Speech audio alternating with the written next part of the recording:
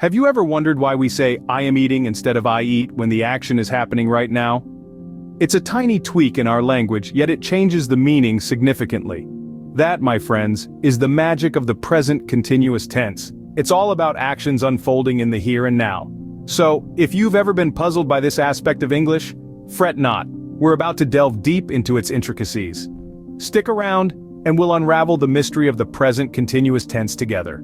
Present continuous tense, also known as present progressive tense, signifies an ongoing action in the present. So, what does this mean? Well, it's really all in the name. The present continuous tense represents an action that is currently in progress, or, in other words, continuing. Think of it as a spotlight, shining on an action that's happening right now. Let's break it down into its structure. The present continuous tense is formed by combining the present tense of the verb to be with the present participle of the main verb. The present participle is just a fancy term for a verb ending in ing. For example, in the sentence I am running, am is the present tense of the verb to be, and running is the present participle of the verb run. But what's the function of the present continuous tense in the English language? It's used to describe actions that are happening now or around now and are unfinished. Let's say you're talking to a friend on the phone and you want to tell them what you're doing. You might say, I am watching a movie. This means the action is happening right now. The present continuous tense can also express a future plan or arrangement. For example, I am visiting my grandmother tomorrow. Even though the action isn't happening right now, it's a plan that's set in the near future. It's also used to describe a trend or habit. For instance, people are using smartphones more and more. Here, the action is not necessarily happening right now, but it's an ongoing trend. And lastly, the present continuous tense is used to describe actions that are repeated over a period of time, like, I am taking Spanish classes every Tuesday. As you can see, the present continuous tense is quite versatile, painting a picture of ongoing actions, future plans, trends, and repeated activities. Now that we know what present continuous tense is, let's delve deeper into its usage. The present continuous tense is not just for actions happening at the very moment of speaking. Indeed, this versatile tense has much more to offer. Let's dive into the different scenarios where you would use the present continuous tense. First up, ongoing actions. When something is happening now and continues for a period, we use the present continuous tense. Think of it as a snapshot of a moment in time. For instance, I'm learning English or she's reading a book. These sentences suggest that the action is happening right now and is still in progress. Moving on, we have future arrangements. Yes, you heard that right. The present continuous tense can also be used to express planned future events. It's like you've made an appointment with the future. For example, we're meeting at the cafe tomorrow, or he's flying to Paris next week.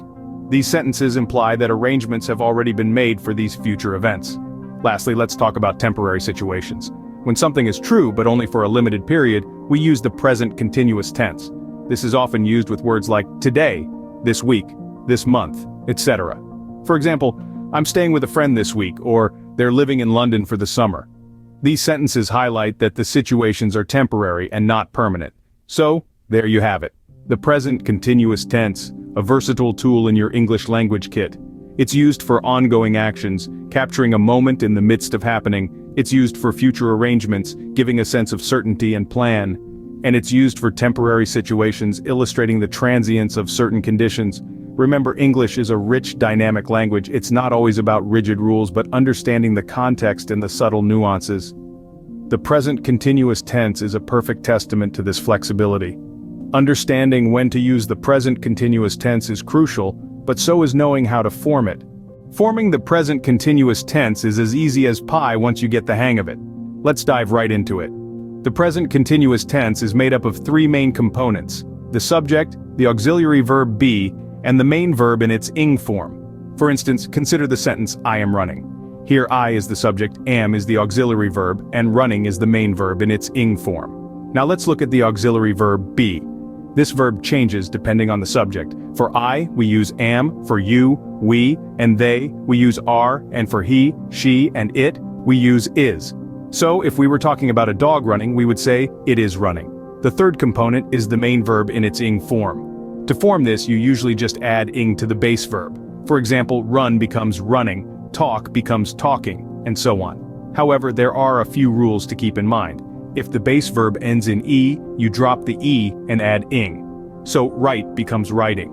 If the verb ends in a consonant followed by a vowel followed by another consonant, you double the final consonant before adding ing. Sit, for instance, becomes sitting. And what about verbs that end in I? Well, you change the I to Y and add ing, so lie becomes lying. These rules might seem a bit much at first, but with practice, they'll become second nature. Keep trying out different verbs and forming sentences in the present continuous tense. Remember, learning is a journey, and every step, no matter how small, takes you closer to your destination. So, don't worry if you stumble a bit, that's part of the process. Great! You've mastered the formation of the present continuous tense, but what about its negative and question forms? Just like most English tenses, the present continuous also has negative and question forms. Let's start with the negative form. It's really quite simple. To form the negative, you just need to add not between the auxiliary verb be and the main verb. For example, I am eating becomes I am not eating. Or she is writing transforms into she is not writing. Easy, right? You're just adding that little word not to flip the sentence into a negative. Now let's move on to the question form. To form a question in the present continuous tense, you switch the positions of the subject and the auxiliary verb be. For example, you are studying becomes are you studying? Or they are playing changes to are they playing? It's just a simple flip of the order. Now let's make things a bit more interesting and combine the two. Can you guess how to form a negative question in the present continuous tense? That's right, you just add not after the subject. For instance, are you reading becomes are you not reading or aren't you reading?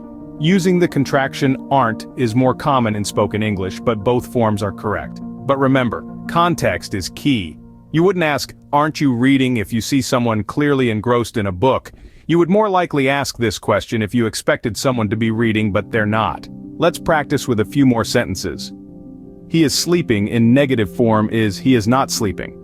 And as a question it is he sleeping? And as a negative question it's isn't he sleeping? And just like that, you've mastered the negative and question forms of the present continuous tense. With a bit of practice, you'll be able to form these sentences with ease and confidence. And there you have it. You're now a pro at the present continuous tense. Well, time flies when we're having fun with grammar. We've ventured through the landscape of the present continuous tense today, unearthing its many facets. It's a crucial part of the English language, a tool that helps us express ongoing actions in the present moment. Whether you're saying, I am learning or she is running, you're tapping into the power of the present continuous tense. We've also dived into the different forms this tense takes. Remember, for positive sentences, we use the pattern of subject plus am/is/are plus verbing. When it comes to negative sentences, we simply add not after am, is, or are. And for asking questions, just switch the subject and am, is, or are around and you're good to go. The present continuous tense is not just about grammar rules, it's about communicating effectively, expressing your thoughts and ideas in a way that's clear and precise. It's a gateway to better understanding and being understood, a key to unlocking more engaging conversations. Understanding and mastering the present continuous tense can seem daunting, but remember, practice makes perfect. Keep using it in your daily conversations, in your writing, and soon, it'll be second nature to you. Thank you for joining me in this journey through the present continuous tense. Don't forget to subscribe for more fun and easy English tutorials. Keep practicing, and see you in the next video.